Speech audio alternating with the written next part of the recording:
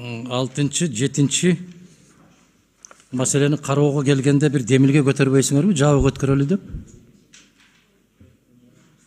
Андай пик. Я. Жокпу ошондой? Ачык өтөбү бүгүнкү жыйын? Мен ошону тактап алайын дедим. Рахмат. Бул жерде сиз суроо берген боюнча Адакан Мисанбаевич, албетте баардыгыбыз эле маалыматты ачык айкын жеткизгенге аракет кылабыз. Анан кийин албетте ол депутаттардын кандай сунушу бар, аны мен айта албайм, бирок мен негизи каршы эмесмин ачык өткөнгө.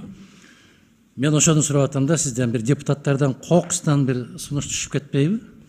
Мен эми башка депутаттар үчүн жооп бере албайм, Адакан Мисанбаевич, мен өзүм үчүн жооп бере алам. Мен эми үчүн айтып атам, эгерде ошондой сунуш түшүп, сунуш түшкөндөн кийин колдоого ээ болуп кете турган болсо, бул жерде отуруунун кажети жок. Мен кете берсем деп ошону сурап атам. Анан аябай моундай болуп талкуулап келип, анан ичинде сыр бар экен деп, ана кечээ Өзбек парламенти муну ат тезегин кургатпастан ратификация кылышты. Себеби аларга бул өтө маанилүү, өтө керек. Ачык болгондо дагы 2 сааттык алардын жыйындарынын бардыгы YouTube каналдарда бардык жерде болуп атат. Бизде азыр сунуш түшө коюп өтө баалуу.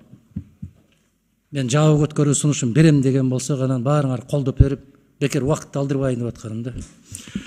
Рахмат. Урматтуу депутаттар, башка сунуштар жокпу?